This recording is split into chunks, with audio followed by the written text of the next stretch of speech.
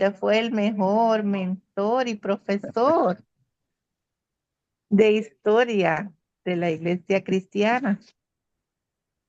Bueno, eso lo dice Saraí, corre por cuenta de ella, eh, pero bueno, para mí es un poco mi pasión, eh, esta parte de la historia de la iglesia en América Latina, así que es un gusto estar compartiendo. Ahí lo tenemos a Raúl, a Del Ranford, mismo modo. Alejandro. Hola, profe. ¿Qué tal? Lindo verles. Muy Gracias, buenos los igualmente. trabajos, me gustaron mucho, ahora aprovecho para compartirles. Eh, no tiene que ver con esta materia, pero creo que vos me decís cuándo comenzamos, Ángel.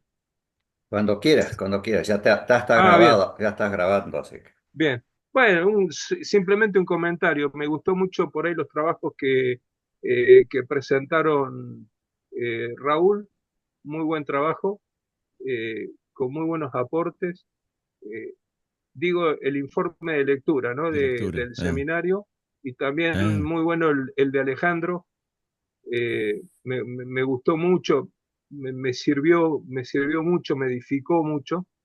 Y, y el de María Luz, muy bueno en cuanto a la perspectiva más de tipo espiritual y pastoral, con ciertos interrogantes y ciertos cuestionamientos que, ah, mm, mm, o sea, que yo me veía muy en sintonía con lo que vos, María Luz, estabas planteando. Así que por ese lado, eh, muy bien también, ¿no? Me gustó mucho. En el caso de Sergio, también muy bueno. eh, Muy buena la lectura, más allá de que, bueno, en, en una de las lecturas te fuiste para otro lado, eh, no hiciste la lectura adecuada del autor, pero sí los aportes históricos, la concepción, un poco el proceso en larga duración era correcto, ¿no? Era simplemente un detalle ahí que bien, de lo que me acuerdo que vi en las correcciones que hacía. Eh, bien, vamos comenzando, porque en realidad me decía eh, Fabián Rey, que tengo una hora y cuarto, y para mí eso es muy poquito. Eh, estoy muy complicado con ese horario. Eh, bien, en cuanto a la metodología, ustedes la tienen, está todo escrito en el programa, está bien detallado en el programa, pero voy a redundar en eso por las dudas de que tengan algún inconveniente, porque generalmente ustedes como buenos estudiantes no van a leer el programa y eso a mí me causa grandes problemas. Los programas están para ser leídos y es un contrato de trabajo, como yo ya les dije. Es donde está un poco la carga de lo que yo voy a intentar desarrollar. Eh, lo que ustedes tienen en este programa, como ustedes vieron, hay material sobreabundante, pero la idea es que hay ciertas lecturas que son obligatorias. Y sobre esas lecturas obligatorias es que me interesa que ustedes eh, puedan hacer los informes de lectura. Eh, yo soy bastante hartante con el tema de los informes de lectura, me tomo el trabajo de leerlos, de corregir, por lo menos de leerlo y después le transfiero una, una retroalimentación por arriba, o sea, porque no puedo abundar, pero, pero sí me interesa que estén haciendo esas lecturas y que no se queden en el tiempo, porque eso es lo que puede garantizar cierta participación de ustedes, cierta participación valiosa, más allá de las opiniones que puedan llegar a tener sobre los temas o los prejuicios que puedan tener sobre los temas, siempre es mejor estar fundados eh, en la lectura, ¿no? De los grandes autores. Eh, Eso por un lado. Igualmente en el programa, como ustedes vieron, y es una aclaración, no es que yo los quiero eh, abrumar con una cantidad de bibliografía que les he puesto ahí, sino es para que ustedes la tengan. La idea es que las lecturas que no son obligatorias, la idea es que ustedes puedan, si les interesa alguna de estas líneas temáticas, tener por dónde empezar a tirar el piolín, es decir, comenzar a desarrollar una investigación. ¿Por qué? Porque la finalidad que tenemos, como ustedes vieron, es que esta materia se va a aprobar en base a la entrega de los informes de lectura, que es la clave que yo tengo. Y la segunda es el trabajo práctico final, la monografía final. Hoy, hablando con el rector, me dice, hablando con Fabián, no sé si es rector, decano, me confunde esas cosas, pero, a ver, por el otro día decano, el decano. Fabián me decía que estoy pidiendo demasiado.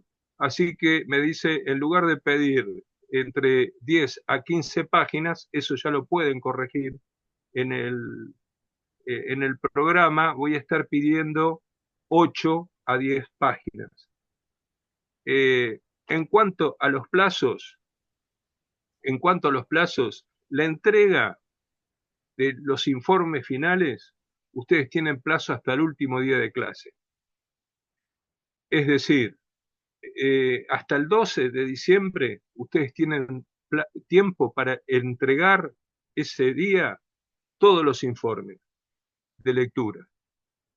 Y a partir del 12 van a tener 15 días para, no, 10 días, perdón, hasta el 22, porque después están las fiestas, para desarrollar la monografía de 8 a 10 páginas. Si no les alcanza ese plazo de tiempo, voy a dar una extensión de tiempo hasta el 12 de enero. No sé a quién de ustedes se le ocurre escribir el 12 de enero, yo seguramente no lo voy a leer el 12 de enero porque voy a estar de vacaciones, pero tienen ese plazo, ¿sí? Hasta el 12 de enero pueden entregar el trabajo. Sí, Sí, Alejandro. discúlpame, Rubén, ¿cómo te va? No, yo tengo, bueno, mis compañeros son mis hermanos, entonces no hay problema que lo diga delante de ellos, pero aparte conocen el tema. A mí el 11 de diciembre finalmente espero, me van a operar el corazón. O sea que Ujú. voy a estar fuera de combate por, calculo, por lo menos un mes y medio. Entonces yo es muy difícil que pueda realizar la monografía. Sí la puedo hacer para marzo, ponele para otra fecha. Pero bueno, eso lo aclaro desde ya porque eh, es un tema que escapa a mí, que en realidad me tendría que haber operado ahora, pero los médicos consideraron que todavía me faltaba un poquitito por un tema de salud poder eh, Enfrentar la operación. enfrentar la operación. Básicamente por el tema de las infecciones. Tenemos una médica acá, o sea, cualquier cosa ella puede explicar mejor, pero por el tema de las infecciones, tengo un poquitito alta la hemoglobina glicosilada, entonces, que es el promedio de la glucemia, porque soy diabético. Entonces, quieren que baje un poquito más y por eso me pasaron la operación al 11 de diciembre, que está bueno, pero bueno, también tengo estos inconvenientes, ¿no? Está bien. En ese caso, por mí no hay ningún problema. Es a fin de que en algún momento yo tengo que, y no, va a no depender de mí, pero en todo caso lo podemos hablar con el decano y hacer una excepción en ese caso. Por mí Sí, no hay sí. ningún problema. Sí, no, pero aparte Eh, hay varias fechas. Si vos decís por la entrega de trabajo es el tema, ¿no? Pero para, digamos, para rendir tenemos varias fechas. Pero yo creo que Bien, recién, la verdad, creo que recién voy a estar operativo como para sentarme a pensar a partir de febrero. Yo creo que, está bien, a está ver, bien. pero Sí, bueno, no, no lo hay tengo con problema, Fabián. no hay problema. Igualmente, mi consejo, yo sé que ustedes tienen otras materias y que se les complica, pero mi consejo es que cuanto más rápido puedan elegir el tema, ya pueden ir acumulando, haciendo el acopio de la bibliografía y empezar a leer sobre el tema y empezar a preguntar, ¿sí? Sobre eso, empezar a enfocarse. Yo les recomiendo hacer eso, ¿no? Los profesores que yo he tenido tenían esa dinámica de trabajo y a mí me sirvió mucho, ¿no? Pero bueno, es una simple recomendación. En cuanto a los informes de lectura, funcionan con la misma lógica que, si ustedes vieron el programa, funcionan con la misma lógica que los otros. Es decir, en el último punto del programa, como ustedes vieron, en el punto 5, creo que es, del programa, sí, estrategia y requisitos de la cátedra, ustedes tienen una serie de preguntas. Las preguntas para los informes son siempre las mismas. Ustedes pueden agregar. No es que tienen que sujetarse a eso o contestar 1, 2, 3 y seguir ese orden. No, ustedes pueden hacer un informe global o de acuerdo al estilo que ustedes tengan. Eso es simplemente para ordenarlo. Y si quieren agregar preguntas, ustedes pueden agregar sus propias preguntas y ser creativos en ese aspecto. No tengo ninguna dificultad. Los propios interrogantes que ustedes se hagan o los aportes que ustedes tengan para hacer, a mí me parece creativo, ¿no? Me edifica. Así que no hay problema. ¿Estamos hasta ahí? ¿Se entiende? ¿Alguna pregunta? Yo llegué tarde. Hola, profesor. ¿Qué tal, Rubén? ¿Cómo estás? Un ¿Qué tal? gusto.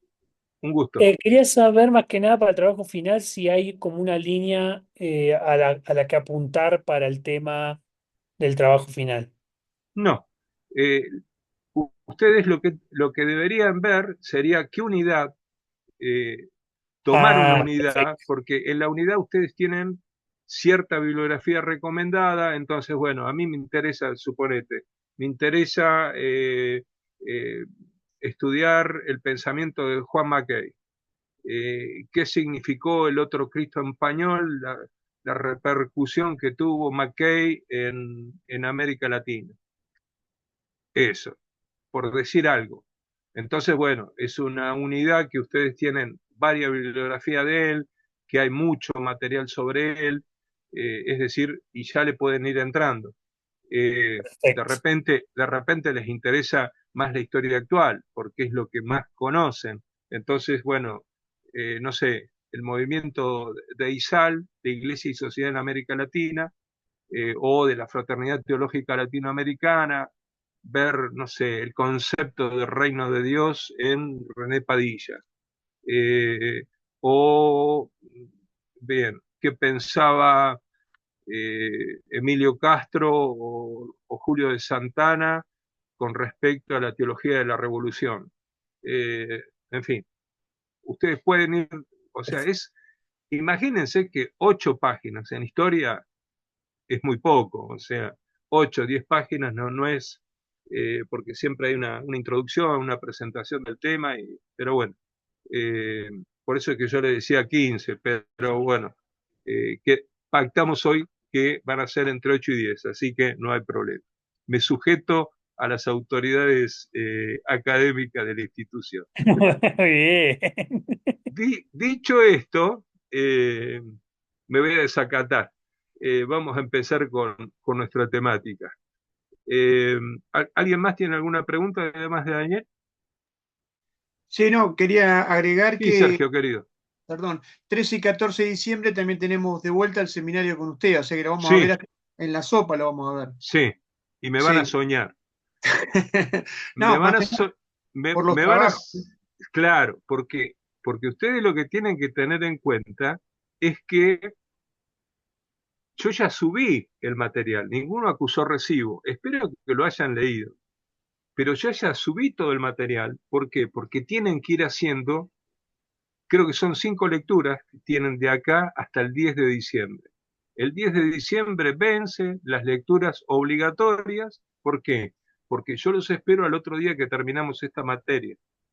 Al otro día que terminamos esta materia tenemos el intensivo. Y ahí, o sea, no es que yo voy a exponer todo el tiempo, sino que va a ser mucho más participativa. ¿Por qué? Porque yo voy a dar por presupuesto de que ustedes han hecho la tarea. Eh, y bueno, Sí, y es la parte más interesante. Pero sí, nos vamos a ver hasta en la sopa. está bien. Por ahí yo quería agregar respecto a eso. Yo no sé si voy a llegar con el tiempo a cumplir en tiempo y forma con los informes. Por ahí sí, de repente con la lectura. Cuestiones de tiempo. Este Sí, bimestre, por lo menos para mí, es muy cargado. El lunes tuvimos otra materia con 400 páginas de lectura. Yo de mi parte tengo que ir viendo qué picoteo, qué agrego, qué recorto, qué agrego, qué saco. O sea, es imposible hacer tanta lectura en una semana conforme los horarios. Sumado sí, al tema del seminario, quería aclarar eso. Por ahí sí, sí voy a tratar de llegar a las lecturas. No sé si voy a llegar a la entrega de los informes en tiempo y forma. sí, sí, Eh, sí. en lo personal, sumado por ahí en los tiempos que nos resta, que son 2 meses, ¿no? Bien, bien. No hay problema. Aclarándolo y pudiendo, lo podemos ir charlando, no, no hay problema. La idea es que a mí me interesa que ustedes lleguen leídos. Entonces, tiene que haber, yo tengo que tener más o menos, ustedes son todas personas grandes. Eh, así que eh, no vamos a andar ratoneando acá. Eh, no, no, no es mi intención. Eh, o, pero sí que vengan leídos. Eh, si ustedes vienen, ¿sí?, a despacharse acá, de lo que va a pasar va a ser el nivel de la clase baja, porque las preguntas no, no son de calidad, el intercambio no es de claridad porque no se entiende nada. Entonces, yo doy por presupuesto la lectura. Eh, y es mi manera de controlar a alumnos de 20 años, de que leyeron los informes. De esa manera me aseguro de que leyeron. Ustedes ya están pasaditos de esa edad, así que Yo tengo eh, 23. sí, Yo por dos, 24. Encima no por podemos dos. decir ni de pelo, ¿no? Ahí no podemos tirar el chiste ni de pelo porque No, no, no. No, no, por ahí, en ese sentido estoy totalmente de acuerdo porque fue nuestra queja también en el primer encuentro que nos habilitaron unas horas antes al seminario. En ese sentido estoy totalmente de acuerdo. Claro, y bueno, yo insistí precisamente con eso, porque me decían, no, esto hay que abrirlo más adelante. No, no, no, a mí me lo abren ahora. ¿Por qué? Porque yo no los puedo, sabiendo lo que yo estoy pidiendo para esta materia, que ustedes van a ver que conecta mucho con lo que vamos a ver en diciembre. Entonces, como que es seguir 2 días más de intensivo y creo, lo vamos a disfrutar, tanto ustedes como yo. Así que eh, no se preocupen en ese sentido. Si no llegan con los informes, no es dramático, pero intenten ir leyendo, ¿no? Bien, hasta ahí más o menos lo que quería compartir. Bueno, yo los invito en este momento a entregar nuestro curso al Señor para que Él sea el que se glorifique en medio de nosotros, de nuestras vidas. Así que los invito a orar. Padre Santo, bendito Dios, en tu nombre y para tu gloria, Señor, es que rendimos nuestras vidas, rendimos este curso, Señor, y te pedimos que vos nos estés dando de tu guía, de tu dirección, de tu sabiduría, Señor. Te pedimos, Señor, que derrames de tu Espíritu Santo sobre nosotros para que podamos, Señor, tener entendimiento y podamos tener sabiduría de lo alto para crecer en el conocimiento de tuyo, el conocimiento de tu presencia. Señor, necesitamos más de vos y te damos gracias, Señor, por esa gran nube de testigos que fue antes que nosotros, de tantos hombres y mujeres que a lo largo de la historia de la Iglesia en América Latina nos han dejado un legado tan valioso, tan importante, que a veces no hemos aprovechado de la manera más conveniente para poder, Señor, leer las señales de los tiempos en esta hora. Ayúdanos, Señor, ayúdanos con tu guía y tu dirección. Te lo pedimos y lo damos por hecho en tu poderoso nombre. Amén y amén. Amén. Excelente. Bien, largamos. Ahí ustedes tienen el primer teórico que yo les compartí. En eso Ángel me va a ayudar ahora. Empezamos, Ángel, con el hay un PowerPoint que ustedes también lo van a tener, creo que ya lo tienen, está ahí, o sea que lo tienen para en todo caso repasar, porque por ahí en el tiempo que tenemos no podemos sacarle todo el jugo, pero los PowerPoint siempre sirven como para avanzar en alguna comprensión mejor de lo que queremos desarrollar. El tema específicamente que yo quería compartir en este primer teórico, avanzamos, Ángel, con el primero, ¿lo tenés? No te escucho, tenés el micrófono apagado. Está apagado. Creo que te está diciendo que ahí va, que un segundito. Ah, bien, bien, bien. Bueno, yo me lanzo. Yo me lanzo. Eh, eh, Cuando nosotros hablamos de el pensamiento evangélico en referencia a, a- a lo que tiene que ver con la ética social, porque me parece que es el tema clave que entrecruza un poco todo eh, eh, en cierta medida las lecturas que yo les estoy compartiendo, nosotros vemos que cuando analizamos el desarrollo del pensamiento protestante, debemos tener cuidado con, avanzamos hacia la primera, Ángel, hacia la segunda, se sale. Bien, Es que me falló, no sé qué pasó. Ahora lo pongo de nuevo. bien. Bueno, poner directamente anda a la segunda, yo avanzo. Bien. Y entonces, eh, una advertencia que nos hace, por ejemplo, el doctor Miguel Bonino, es que cuando nosotros abordamos el estudio, y este es un poco el enfoque mío de las mentalidades y las sensibilidades de los creyentes, ahí se nos plantea un problema con respecto a la fuente y a las metodologías con la que nosotros vamos a abordar la temática. Eh, ¿Por qué? Porque una cosa son las mentalidades y las sensibilidades de lo que está en la base de una congregación local. Y otra cosa son el pensamiento de las élites dirigentes, de un obispo, de un pastor, de un redactor, un editor de una publicación. Entonces es como que hay una distancia importante entre precisamente esa élite dirigente con lo que son las bases congregacionales. Entonces, cuando nosotros tratamos de ver el pensamiento protestante en América Latina, tenemos que tener mucho cuidado de poder distinguir esto, o por lo menos tener esta prevención. ¿Por qué? Porque esto tiene que ver con la relación metodológica de lo que tiene que ver con, por un lado, la historia cultural con respecto a la historia social. Eh, lo que está pasando en la base de la congregación,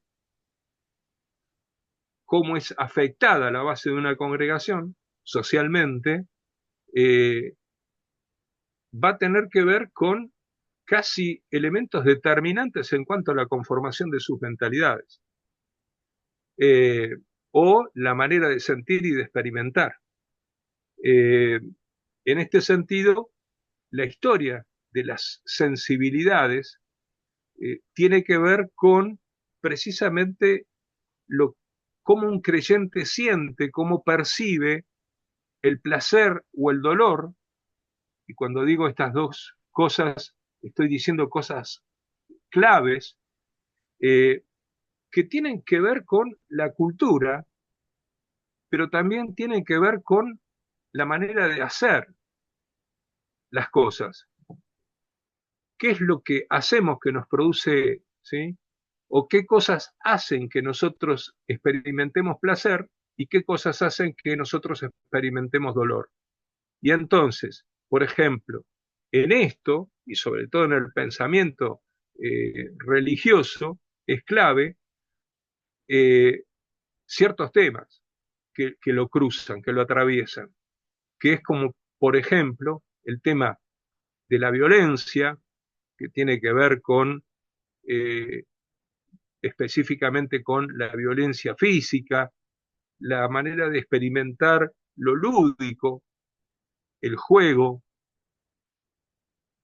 que tiene que ver con la sexualidad de las personas, y el último elemento que tiene que ver con la muerte.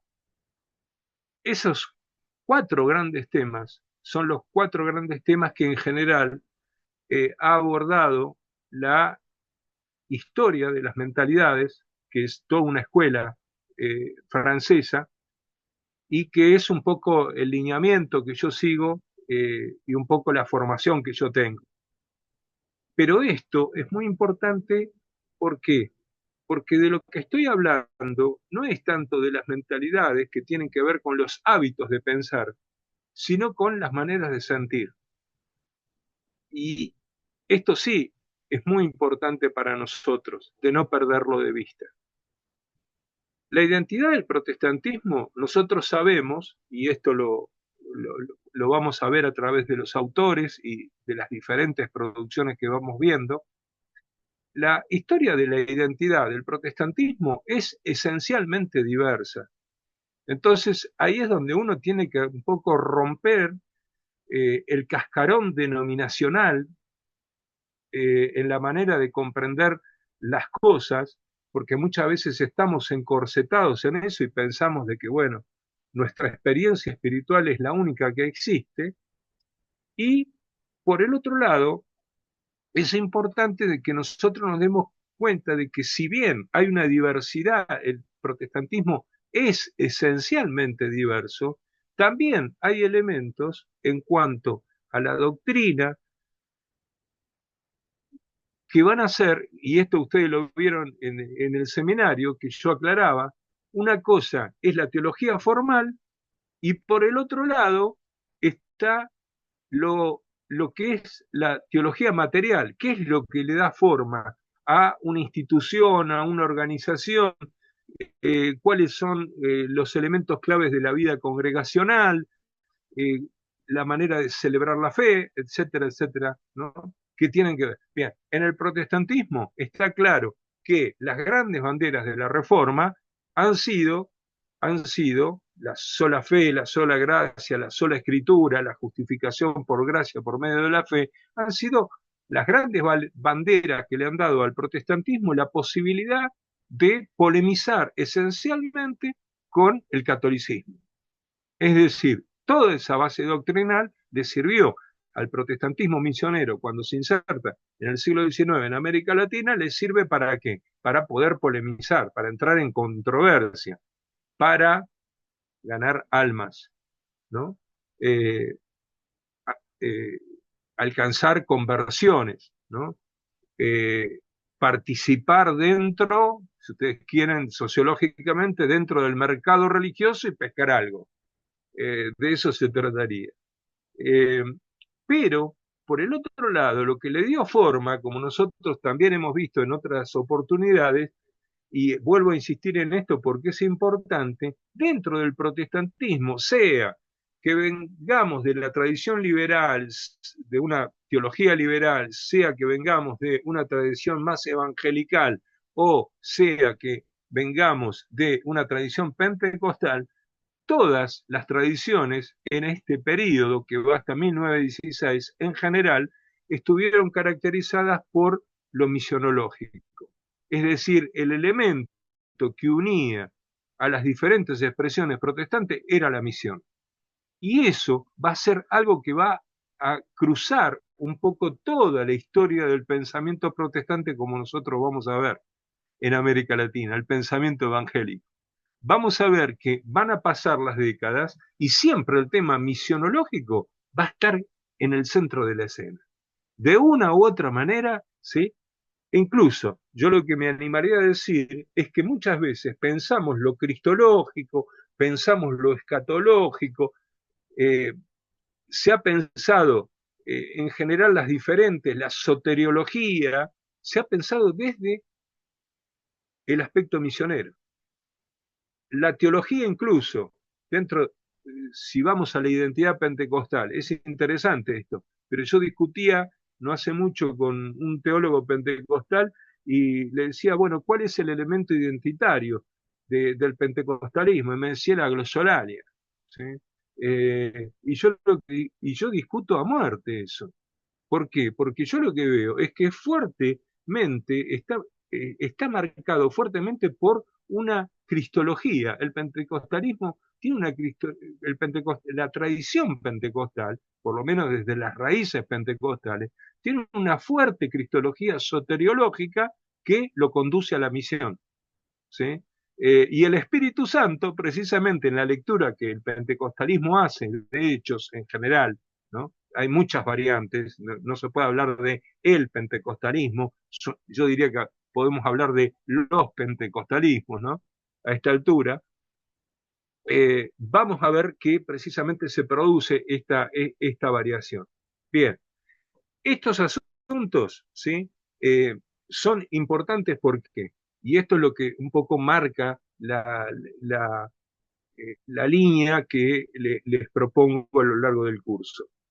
¿Por qué es importante redescubrir esto? ¿Por qué es importante lo que estamos haciendo, lo que vamos a hacer en esta materia? Porque estos asuntos están ligados, por una parte, a las definiciones que necesitamos como evangélicos, como protestantes, de un nuevo proyecto histórico, ¿sí? Para este tiempo, que tiene que ver con que si nosotros logramos poder fijar determinadas líneas de un nuevo proyecto histórico, eso es lo que nos va a permitir a nosotros definir claras líneas misioneras, que muchas veces no están tan claras como pensamos. Y de hecho, gran parte de las iglesias del tronco más histórico, por ejemplo, están en una profunda crisis misionera de que no se sabe mucho o de manera muy clara qué hacer.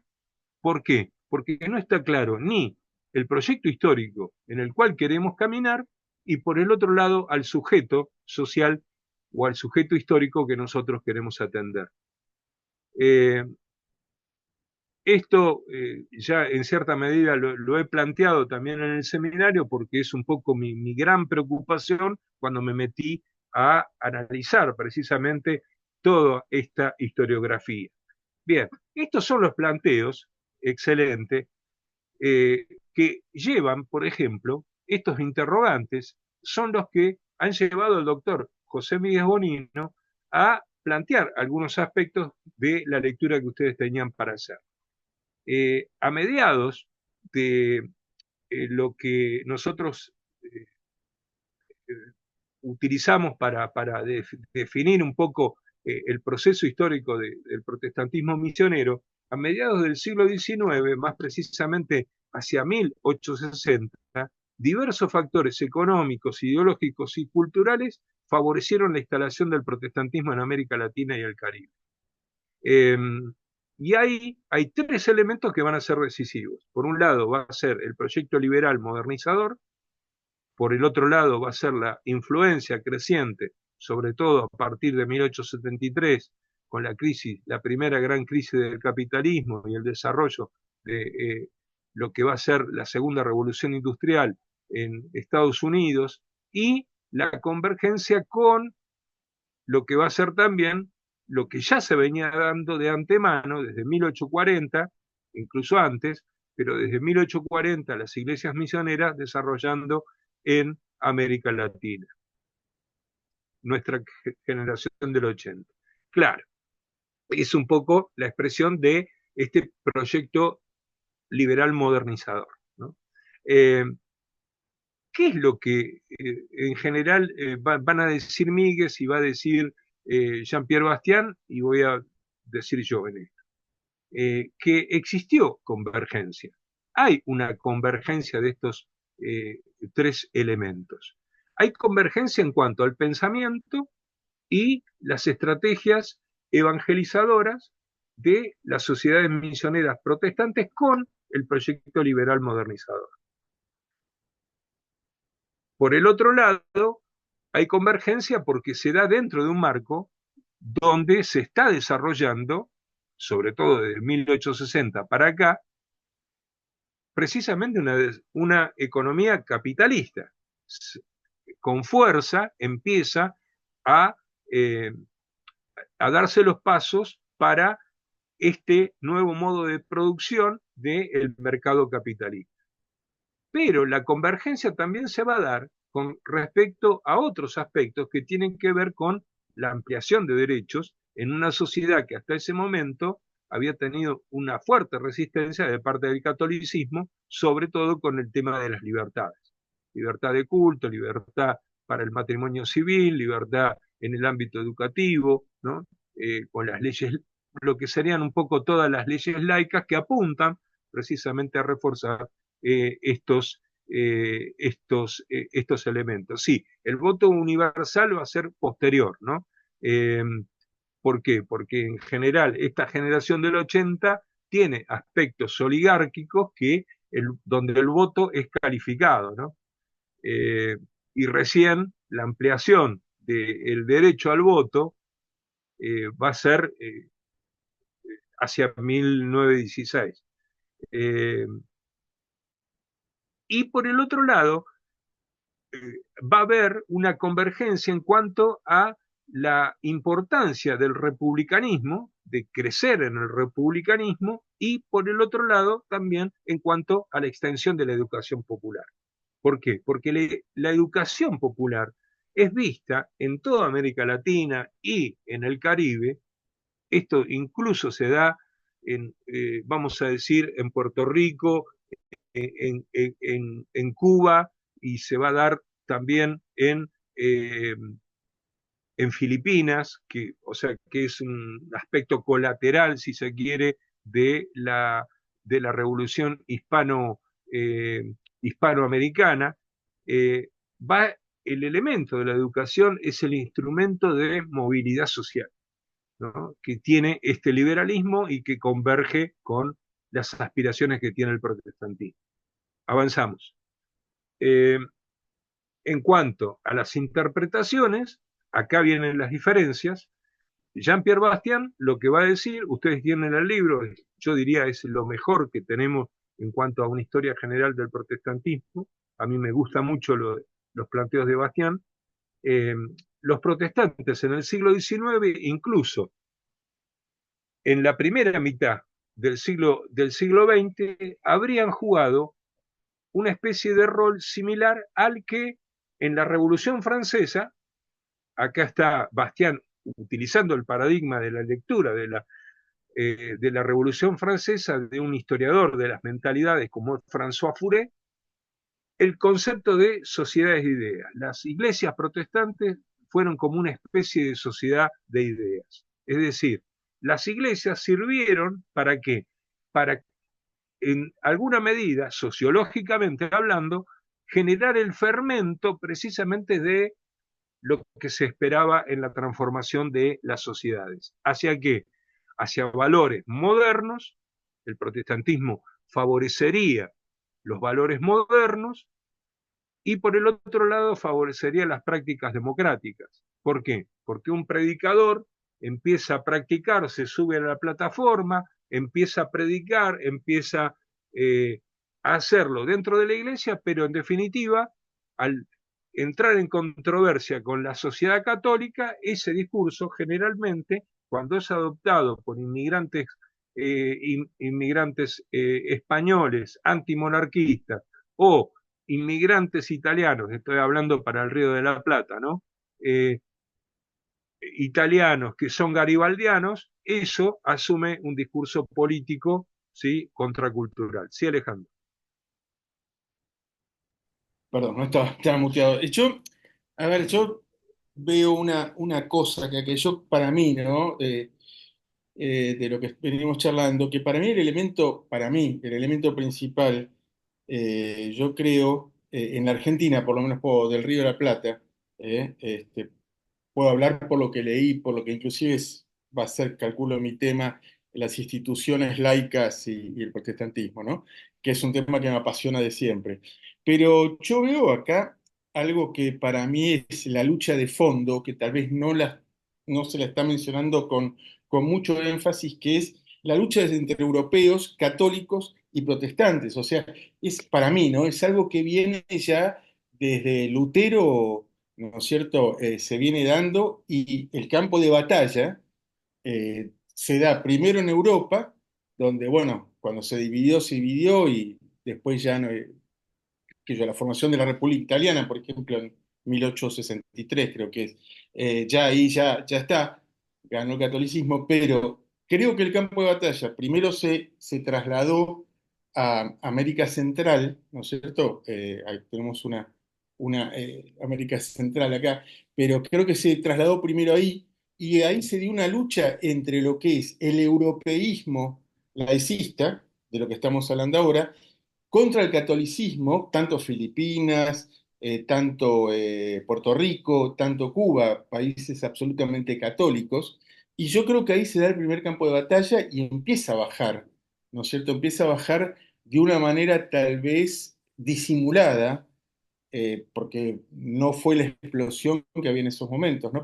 Pero creo yo, mismo la lucha entre monarquías, la monarquía inglesa, la monarquía española, creo que ese es el campo de batalla donde se libra esto. Y otros actores que entran tal vez por la ventana, como somos los protestantes, lo reconozco, la masonería es un elemento fundamental para el crecimiento laico de la sociedad argentina, y quiere hablar ni que hablar de la uruguaya, por ejemplo. Entonces, creo que son elementos muy importantes a tener en cuenta, pero con el fondo este de la lucha que aún persiste, ¿no?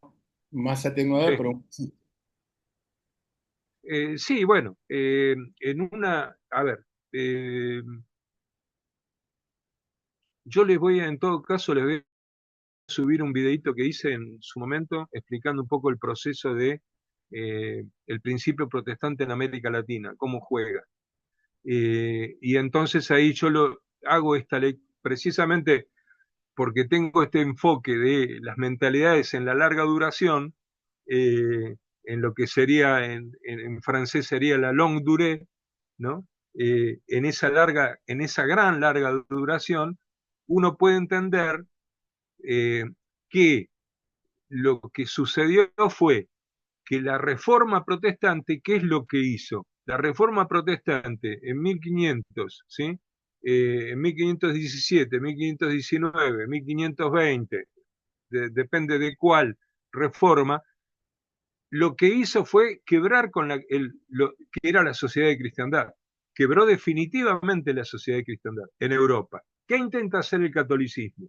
Intenta durante todo el periodo colonial, va a intentar reconstituir a través de las órdenes mendicantes, a través del concilio, ¿sí?, de Trento, posterior a la contrarreforma, va a intentar recomponer la cristiandad con el aparato jesuita, sobre todo con la teología jesuítica, y por eso los protestantes del siglo XIX se van a oponer precisamente al jesuitismo o al romanismo, porque precisamente leen muy claramente esto, que esos son los que han sostenido, ¿qué cosa? El orden colonial.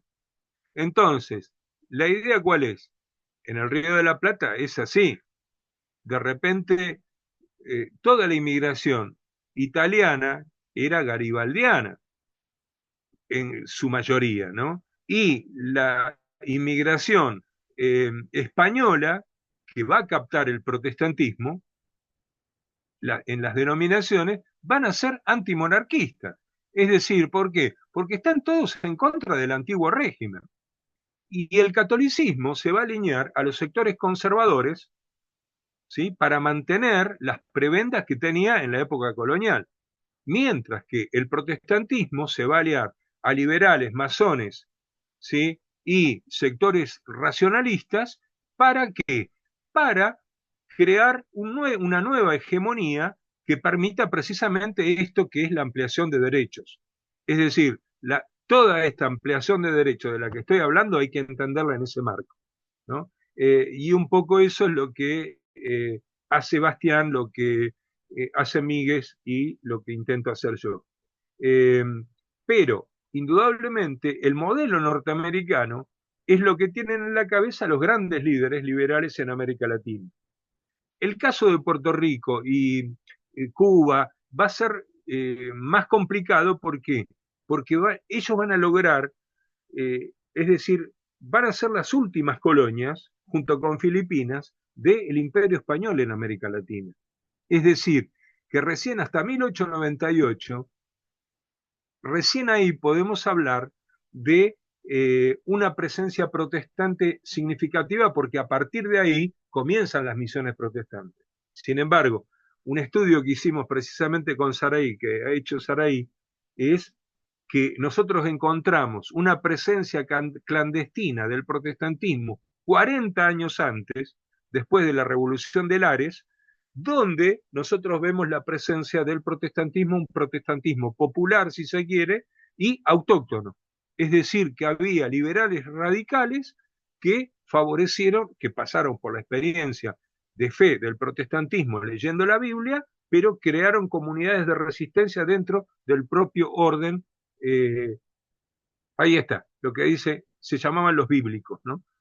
Los identificaban y no tenían iglesias, hacían reuniones en las casas. ¿Por qué? Porque no podían, no tenían otra manera de poder sobrevivir. Pero lo hicieron durante 40 años. Esto es lo que nosotros hemos logrado registrar. Y esas comunidades fueron las que, esto empieza en 1869, Alejandro, 1869, ahí más o menos lo tenemos. Eh, Está escrito, el escrito de Saraí, que está acá, salió en la revista, es el primero que publicó ella en Teología y Cultura. Búsquenlo ahí, Saraí, y el primero que ella escribe, creo que del año 23. Es una monografía para una materia eh, que ella hizo en el programa de doctorado. Eh, pero está muy interesante porque muestra un poco cómo funcionó esto, ¿no? Y esas comunidades de los bíblicos, por ejemplo, eh, hasta que se produce, fueron 40 años hasta que se produce la Revolución Hispanoamericana, 1898, Cuba, Puerto Rico y Filipinas, que aprovecha a los Estados Unidos, un Estados Unidos que en 1898 ya no es, ¿sí? ya tiene una mentalidad claramente expansionista, ¿no? E imperialista, ¿no? Para ese momento. Y acá América Latina, ¿con qué van a venir? Van a venir con todo el discurso del panamericanismo que, como vemos, lo va a mencionar Miguel más adelante. Ese es el discurso para América Latina. Pero en realidad, ¿cuál era? En 1823, la doctrina Monroe era, ¿sí? América para los americanos. La lectura es que los americanos son ellos. En 1898 los únicos americanos son ellos. No es que No, no. Entonces hay una relectura de aquello que se dijo 80 años antes, ¿no? Es muy interesante ese proceso. Pero bueno, eso lo seguimos en diciembre. Vuelvo acá. Disculpen que por ahí hago estas digresiones, pero, o sea, vamos dialogando y es el proceso que vamos haciendo. Míguez, en cuanto a la postura, ¿sí? de Bastián, él va a decir que en realidad lo que ocurrió fue, no fue una alianza incondicional. ¿Por qué? Porque al interior, o sea, lo que pensaba un protestante en este tiempo, había una coincidencia y hay una alianza en cuanto a debilitar la hegemonía católica. Y hay una coincidencia en el horizonte, si se quiere, del proyecto de sociedad. Esperamos una sociedad moderna, una sociedad, ¿sí? Pero un protestante no piensa lo mismo que un masón en este momento, por más de que hubiera muchos masones que eran protestantes, ¿sí? Y un protestante no piensa lo mismo que un liberal, por ejemplo. Tiene su propia identidad, pero sí confluyen, ¿sí? Y hay una identificación en que el mejor modelo de sociedad que podemos esperar y soñar, y en esto tienen coincidencia, es el modelo norteamericano. Entonces, ¿qué es lo que hay? Lo que tenemos es una coincidencia de intereses, que es lo que digo ahí, es una coincidencia de intereses en torno a lo que estamos procurando. ¿Para qué? Para lograr una mayor libertad de conciencia y una mayor libertad de culto. Es decir, que tengamos la posibilidad de una mayor expansión del Evangelio. Coincidimos en los intereses y hay semejanza ideológica, pero no es una alianza incondicional. De hecho, va a haber diferencias, tanto en Uruguay, por ejemplo, que es lo que yo más estudié, yo marco esas diferencias de, por ejemplo, que hay con el racionalismo, que hay con el liberalismo y que después va a haber con el positivismo eh, hacia la década del 90. Avanzamos, Ángel. Vamos sí, vamos por la quinta de 11 y me queda poco tiempo. Eh, los elementos de coincidencia fueron a nivel de las clases dirigentes. Esto es lo que dice Míguez. Ustedes lo leyeron. Es decir, a nivel del liderazgo. Para los nuevos conversos, en realidad, esto no los afectaba demasiado. ¿Por qué? Porque mientras que ellos tuvieran, ¿sí?, cierta tolerancia y cierta libertad religiosa, con eso alcanzaba.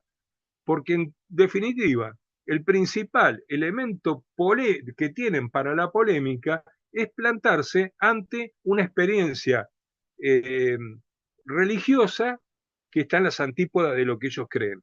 Es decir, la lucha religiosa que se establece, la controversia, la polémica anticatólica, es la lucha que les importa a estas personas porque en definitiva es una lucha donde está la síntesis de lo político y lo religioso, porque tiene que ver con, ¿sí?, con ese mismo antiguo régimen. Esta es mi lectura, ¿no? El protestantismo fue un fenómeno, vos lo dijiste, ultraminoritario, pero cuidado con esto, que el hecho de que el protestantismo en todo este periodo haya sido un fenómeno ultraminoritario, eran comunidades muy pequeñas, sin embargo, no son insignificantes. Que esto es lo que muchas veces se quiere decir cuando se piensa en algo ultraminoritario.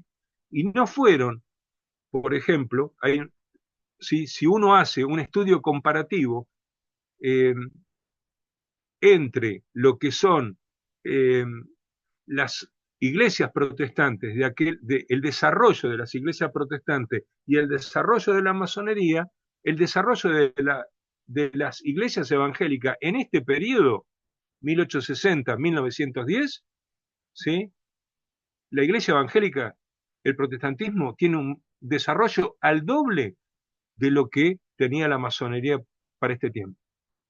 Y vos fijate que la prensa que tiene la masonería, bueno, acá tengo dos libros, ¿sí? Uno sí, el tomo 1 y 2 de Corbière, que lo está leyendo mi esposa. Ahí lo tienen. Son dos de los mejores libros de Emilio Corbière, un masón, amigo de los protestantes. Eh, pero es muy interesante este fenómeno para que nosotros lo veamos, ¿no? Porque muchas veces menoscabamos la presencia protestante y no es así. ¿Es un fenómeno ultraminoritario? Sí, pero no es insignificante. Tuvo relevancia histórica, ¿no? Y por eso es Perdón, que debemos bueno, yo me analizarlo. Sí, refería a ultraminoritario porque era una pequeña porción de la sociedad. sí, Ahora, sí, sí. por ejemplo, a la iglesia en la que yo estoy, mi comunidad, es la primera iglesia metodista que antiguamente era llamada la iglesia norteamericana Claro, y reunía a todo digamos, a toda la sociedad norteamericana acá en Buenos Aires, donde había comerciantes, empresarios, inversionistas. O sea que minoritaria sí, pero no menos poderosa. Yo no, por eso yo me refería únicamente a la proporción que podía haber en ese momento de los católicos sí, y los protestantes. Ahora, si vos unís a los liberales anticlericales más los protestantes, más los masones, haces una fuerza importante y por eso salieron las leyes, que yo, el registro civil, los cementerios públicos, sí, etcétera, o sí, sí, mismo el poder celebrar los cultos protestantes en el idioma de origen, ¿no? El sí, castellano, cosa que sí, Rosa no había permitido, ¿no? sí, sí, sí. No, eso es así. Pero la cuestión, yo iba precisamente a la cuestión sociológica, ¿no? es ultraminoritario, pero no es insignificante, porque tiene una relevancia en cuanto a la constitución de un frente liberal radical en oposición al catolicismo y que incluso va a preponderar. Y lo que estoy mostrando, que sociológicamente, incluso si lo analizamos desde ese punto de vista, es mayor la fuerza del protestantismo, ¿sí?, que la de la masonería, cuantitativamente. Bien, entonces, ¿qué es lo que tenemos? ¿Qué es lo que plantea Miguel ahí en la lectura? Lo que nosotros tenemos es una relación ambigua, ¿no? Hay una ambigüedad en la relación. La emergencia de los protestantismos a partir de la segunda mitad del siglo XIX tiene una explicación en la expansión del modelo de producción capitalista a escala continental, ¿no? Lo moderno viene con el desarrollo del capitalismo. De hecho, es así y lo va a hacer, por ejemplo, en Puerto Rico y lo va a hacer en Cuba. A partir de la década del 90, ¿sí?, y con fuerza hegemónica, hizo que el movimiento misionero adoptara el discurso panamericanista, que estaba en boga.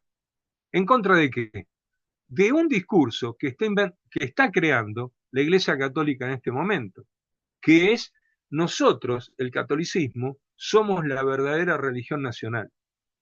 Es decir, el catolicismo es un elemento constituyente del ser argentino, del ser uruguayo, del ser puertorriqueño, ¿sí? Si ustedes quieren ser argentinos, tienen que ser católicos, ¿no? Y es un discurso que tiene que ver precisamente con el discurso, por ejemplo, si ustedes siguen el discurso de todas las dictaduras latinoamericanas, ¿sí?, precisamente influidas por las logias, ¿sí?, las logias dentro de la propia iglesia, ¿no?, católica, van a cooptar precisamente a los sectores militares en América Latina.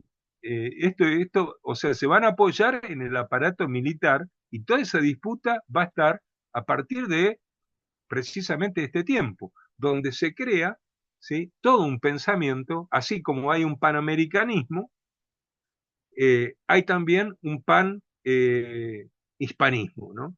La defensa de las tradiciones católicas. Y entonces ustedes tienen en este tiempo a Leopoldo Lugones, van a tener, ¿sí?, la reconversión de Manuel Gálvez, lo que va a ser el surgimiento de 1910, época de la Semana Trágica, 1919, va a tener que ver con lo que sería la conformación del nacionalismo católico, ¿no? El nacionalismo de derecha, ¿no? Y eso sería. Mandato, no alcancé a leer lo que decía Raúl, pero bueno, esto es más o menos el proceso como se va dando. A partir de los 90, el movimiento misionero adopta y se incorpora a ese ideario panamericanista. De manera, a mi manera de ver, bastante ingenua, ¿no? No hay una cuestión demasiado consciente. En todo caso, la conciencia pasa porque la sociedad norteamericana es el mejor modelo de republicanismo, es donde los derechos, la tolerancia religiosa está extendida y el desarrollo del capitalismo industrial ha tenido los mayores avances. Entonces, ese modelo de sociedad es como que no sirve, no hay mejor que eso, ¿no? Ese es el modelo si se quiere seguir. Y esto no es algo que solamente esta ambigüedad la tengan los protestantes, sino que la tiene la propia burguesía nacional en América Latina, ¿no? Tanto en Puerto Rico, ¿sí?, en Cuba como acá, o en Lima, van a tener un poco ese marco de referencia, esa ejemplaridad norteamericana como horizonte. El protestantismo se mezcla, entonces, hay que decirlo, con cierta penetración ideológica norteamericana. ¿Por qué? Porque los métodos de educación, la manera de, ¿sí?, de los modelos de liderazgo, los modelos organizativos tienen que ver con eso, y en este punto hay una relación ambigua, como hemos empezado a estudiar en el seminario, entre misión y colonialismo. Tiene que ver con esto, y nosotros tenemos que estar alertas en este punto. Pero después, al leer otros autores, como vamos a ir viendo, vamos a ver cómo cada uno en las diferentes décadas va luchando precisamente contra esta ambigüedad que vamos a ver que la va a tener el protestantismo, los sectores evangélicos hasta el día de hoy, ¿no? Y la pregunta que surge es en qué medida la autocomprensión que tuvo la empresa misionera y norteamericana del siglo XIX y comienzos del XX, tal cual se expresó en sus actitudes, la celebración litúrgica, la himnodia, ¿sí? Los himnos que se cantaban, la teología, las formas de piedad y, la manera de organizarse y de socializarse en la iglesia lleva las marcas de ese espíritu colonial. La pregunta pastoral para nosotros es esa, ¿no? ¿Por qué? Porque tenemos que ver de qué manera, ¿sí? Nuestras propias mentalidades, nuestra propia manera de hacer pastoral hoy, no están influidas precisamente por esos modelos coloniales de entender, por ejemplo, a nivel de la misión, entender la misión como conquista del otro, ¿no? Como ir a salvar a los pobres paganos, ¿no? De las villas miserias, por utilizar algo bien burdo, ¿no? Pero tiene que ver con eso, de cuidado, y ustedes lo han planteado bastante bien en los trabajos monográficos que hicieron en el seminario, de tener mucho cuidado con cómo vamos hacia el otro, ¿no? Al encuentro con el otro. De qué manera dialogamos con otras culturas hoy, ¿no? Bien, avanzamos. Y entonces acá lo que vamos, y ahí un poco es donde nos queda picando para la próxima, tiene que ver ya directamente con la próxima clase, la lectura que ustedes van a hacer, llegamos al Congreso de Panamá. En el Congreso Evangélico de Panamá de 1916 va a marcar un punto importante, va a ser un punto de inflexión en cuanto a la autoconciencia y el papel del protestantismo latinoamericano. Aunque debemos tener la prevención, y acá la aclaración que yo hacía al comienzo, de que es un congreso esencialmente misionero y dominado por misioneros norteamericanos.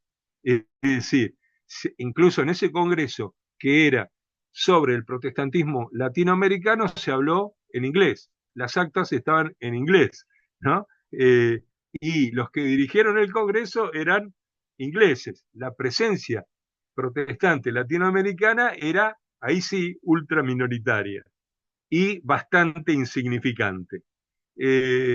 No sé si tenían voto, ¿sí? Pero si tenían voz, tenían que hablar en inglés.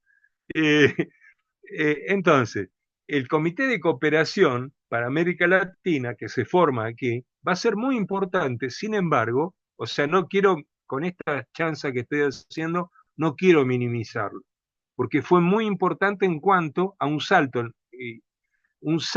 en cuanto a la conciencia que va a comenzar a desarrollarse dentro del protestantismo. Porque a partir del 16, de 1916, después le sigue el Congreso de Panamá del 25, el Congreso de Montevideo del 25 y Habana en el 29. En esos tres congresos se llega definitivamente, después va a aparecer una figura muy importante, que va a ser la figura de Juan Mackay y González Báez Camargo, que va a presidir precisamente el Congreso de La Habana, y que tienen ya esta idea de lo que es un, un pensamiento evangélico donde la conversión es importante para la transformación del hombre, pero donde hay un cambio en cuanto a pensar la autonomía de las iglesias evangélicas con respecto a las misiones norteamericanas, pero pensarlo para pensar lo que significa el protestantismo en América Latina. Es decir, queremos definir un protestantismo que hable, ¿sí?, a América Latina a partir de los problemas que tiene América Latina. Es decir, que no esté mediado por la lectura que están haciendo los misioneros, como en el 16, de cómo ellos ven América Latina. Y esto va a ser muy importante a nivel de la autoconciencia que va a tener el protestantismo y el pensamiento protestante.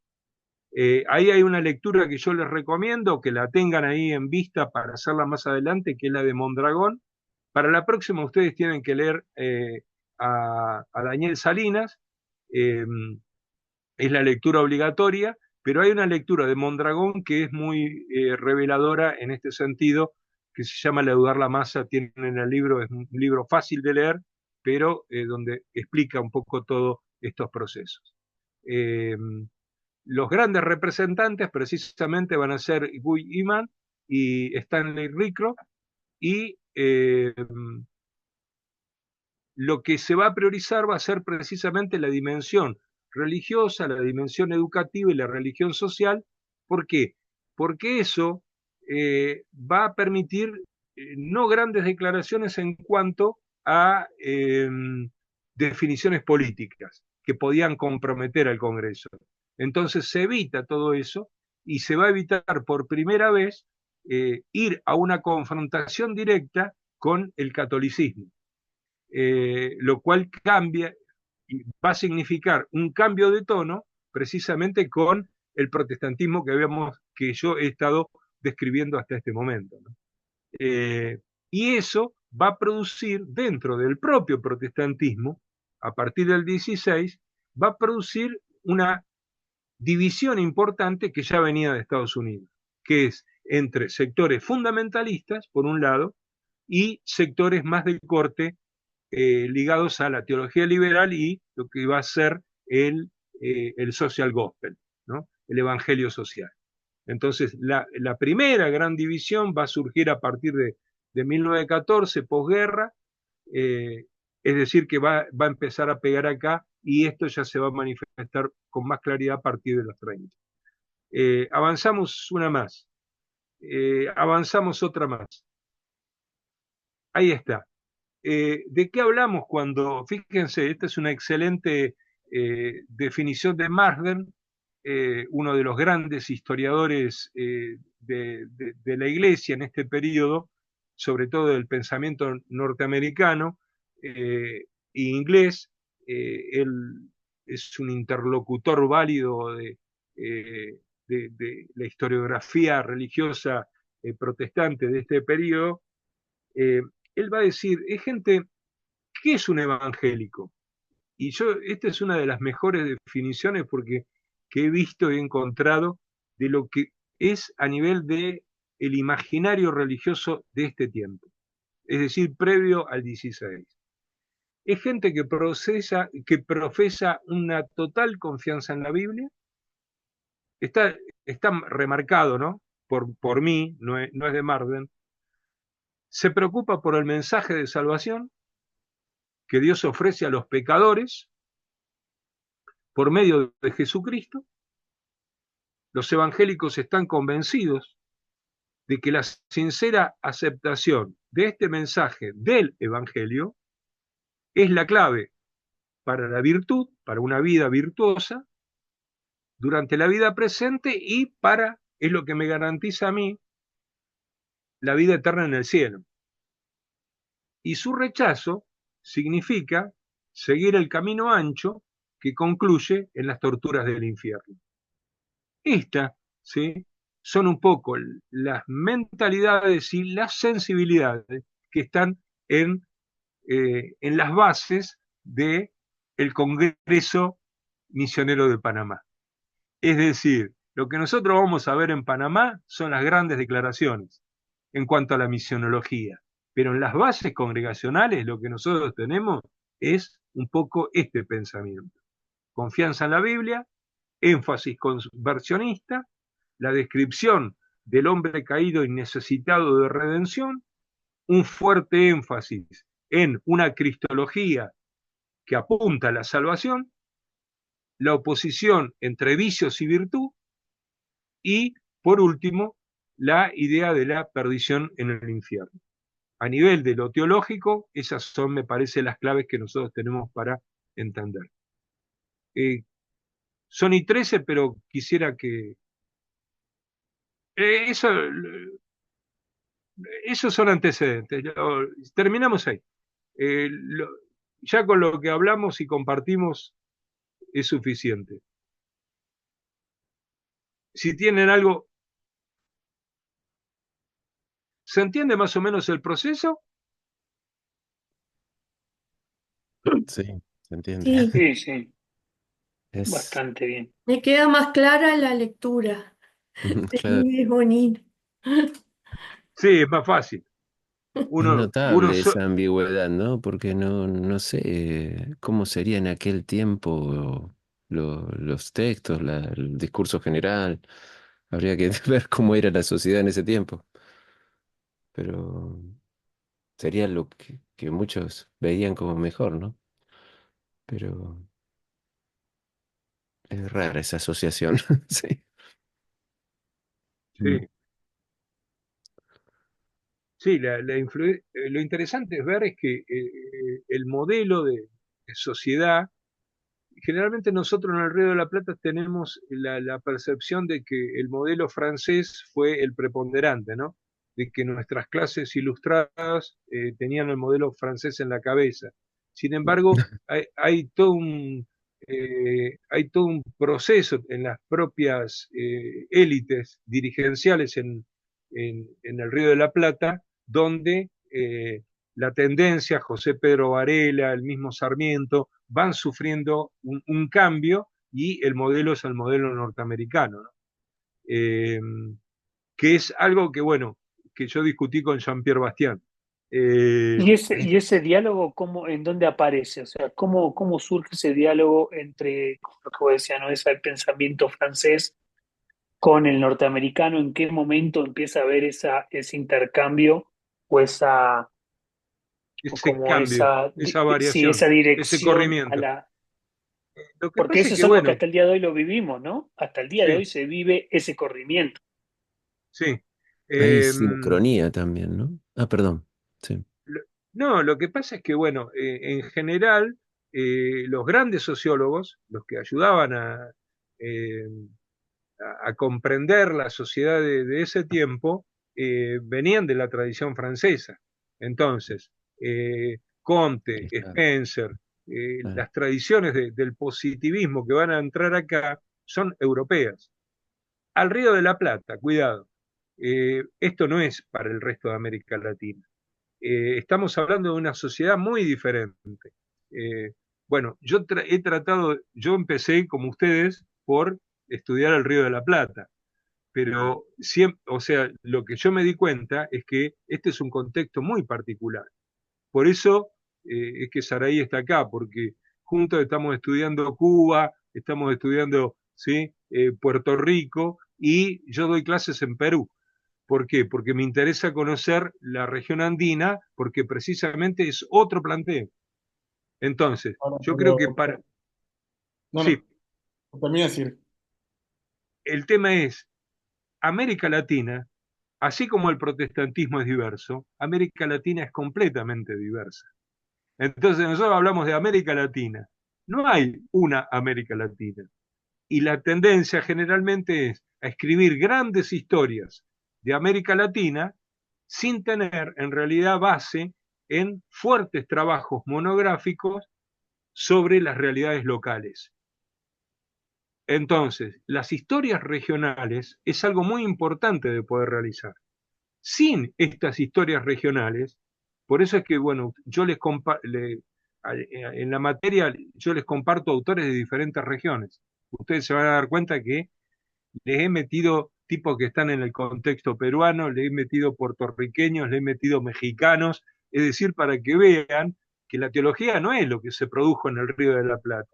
Nosotros hemos tenido siempre una teología eh, muy progresista en el Río de la Plata. ¿Por qué? Porque aquí ni la influencia del catolicismo fue tan fuerte y tan determinante como, por ejemplo, en las cabeceras del imperio, ¿sí? En Del imperio, México. claro, México o Lima, ¿no?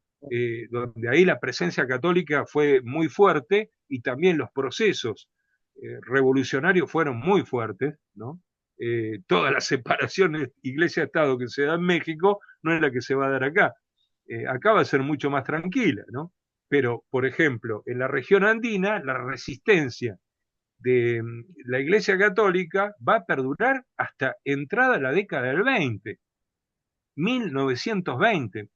Podemos decir, es una locura. Las persecuciones religiosas que acá cesaron en general en la década del 80, 1880, en Perú, en Colombia, en Venezuela, van a perdurar, ¿no? En Ecuador, en toda la región andina van a perdurar por un largo tiempo más. Es muy interesante eso, ¿no? Perdón, yo voy a agregar una cosita, si te Sí, parece, Rubén, muy corta, porque es un tema que a mí me apasiona. Entonces, yo no menospreciaría, si bien un detalle, nuestra iglesia, la primera, tenía una capacidad parecida a las iglesias católicas de entonces. O sea que evidentemente no es que lo hicieron porque querían hacer algo monumental, sino porque había gente que iba y de hecho, si consigo algunas fotos se las voy a mandar para que las vean. también. Es primera iglesia con gente parada, o sea, hablamos de más de 300 personas. Ahora, yo lo que estuve investigando también es el tema que no habría que menospreciar. No digo que vos lo hagas, no digo que a veces decimos mucho los franceses, los norteamericanos, pero nosotros tenemos de fondo a los ingleses.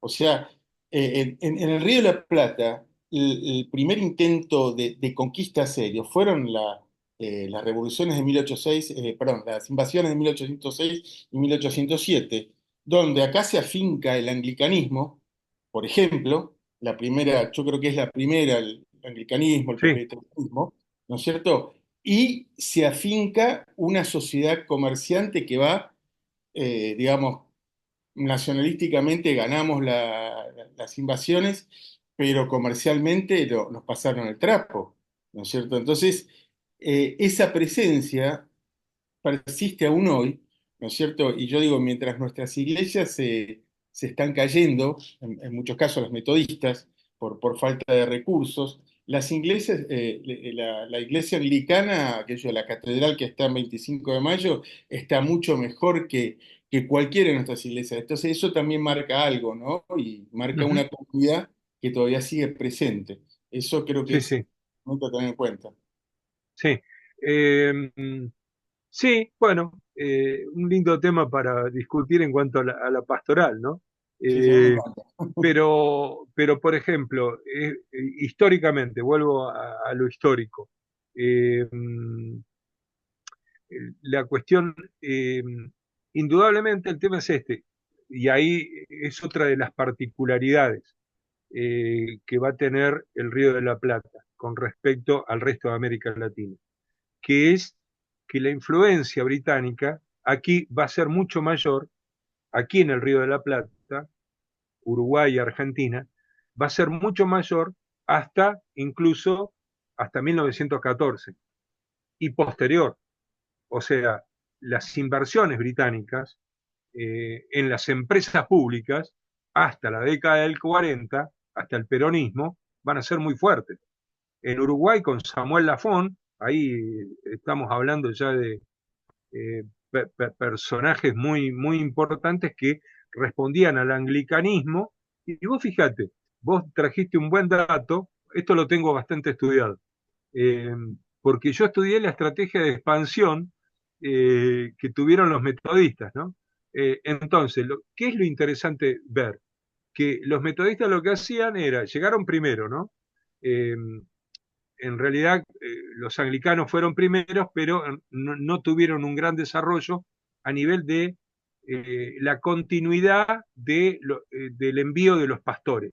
Entonces los metodistas, como tenían pastores permanentes, captaban a los residentes, eh, a los residentes extranjeros, fueran ingleses, fueran norteamericanos o fueran alemanes o suizos. Entonces el metodismo. Y ahí formaban iglesias como la primera. Entonces, un gran templo donde tenían una comunidad de residentes extranjeros y a partir de los recursos que levantaban en esas iglesias, desarrollaban iglesias nacionales, ¿sí? Para la inmigración. Entonces, ahí captaban a los otros. ¿Qué No, aparte pasó? las escuelas.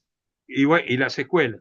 Ese es Y el el recurso desarrollo metodista por excelencia, ¿no? que venía con el colegio Crandon, pero vos fíjate que el Crandon surge como una consecuencia de las escuelas populares que desarrolla Cecilia Welfi, ¿sí? Sí. Y Antonio Welfi, ¿no? Son ellos los que desarrollan esas iglesias populares, una red de 14 escuelas, ¿no? Populares en Montevideo, en las zonas populares, y después confluyen en ¿qué? En una única institución que va a ser el Colegio Crandon, que va a ser un colegio para formar a los sectores de élite. Es decir, los sectores medios, ¿para qué? Para poder influir en la sociedad. De eso se trata. Pero cambia el proyecto. ¿Se entiende? Entonces, yo la recomendación que les haría, ¿por qué? Porque la Iglesia Anglicana después, cuando empieza a asegurar eh, capellanías importantes, ellos tienen capellanes, ¿no? Después pastores, pero tienen esas capellanías y empiezan, entonces, los ingleses que estaban en la iglesia metodista se van a la iglesia anglicana. Los más ricos se van a la iglesia anglicana. ¿Por qué? Porque en la iglesia metodista está medio mezclada la cosa, ¿no? Entonces la pobreza racial, ¿sí? La cultura anglosajona es como que tenemos que preservarla. Y para eso está la iglesia anglicana, para preservar precisamente el idioma y la cultura, ¿no? Británica, anglosajona. Esto es una cuestión importante. Yo lo que digo es, a nivel de la pastoral, yo les recomiendo otro camino. Hay un gran sociólogo y teólogo brasilero, Paul Preston, contemporáneo fue de Richard Joel, que hace una recomendación. Dice, traten de no tener grandes edificios. Traten de desarrollar. ¿Por qué? Porque después uno se hace presa de los grandes edificios y no tiene plata para mantenerlos. Entonces, enfóquense en las personas, dice él. Y eso es lo que ha hecho el pentecostalismo. Como no tenemos grandes edificios, lo que hemos tenido que desarrollar son grandes iglesias que se autosostienen. Y cuando uno se puede autosostener, entonces puede tener una libertad en cuanto a las definiciones de misión que tiene la iglesia. Es una inversión completa. Pero digo, bueno, ha sido algo que yo lo practiqué, ¿sí? Para no depender de qué. Porque la gran extorsión muchas veces es, bueno, si vos no haces lo que la iglesia dice, te cambiamos de destino, estoy. Te mudamos para otro lado. Si vos molestás en un lado, ¿sí? Porque te agarró alguna locura, te movemos a otro lado. Entonces la itinerancia sirve para eso, ¿no? Y te impiden desarrollar un proyecto de iglesia, ¿no? Lo digo por experiencia propia. Angelito, por eso me fui. Yo tengo otro Zoom ahora, inmediatamente. Ya terminamos, terminamos, nos fuimos. Nos fuimos de mambo, pero bueno, siempre lo tratamos de relacionar con la práctica pastoral y bueno, con la piedad. Claro. Excelente. Disculpen, pero bueno. Sí. Sí. Sí, ayer falleció Sí, ayer Sergio es verdad, Gustavo es Gutiérrez, verdad, es verdad. 96 años. Sí, tremendo hombre de Gustavo Dios. Gutiérrez. Sí, Me decía mi tremendo. mujer. Le damos gracias al Señor por su vida. Beber de su propio pozo. Sí, beber de su propio pozo. Me acordaba de eso, ¿no? Uno de los libros más espirituales, Sí. precioso. Amados, gracias Ángel, disculpa. No, Tenés 2 minutos para ir a tu otro Zoom. Bendiciones. Gracias. Chao, Bendiciones, gracias. chicos. Lindo verlos. Hagan la lectura. También. Nos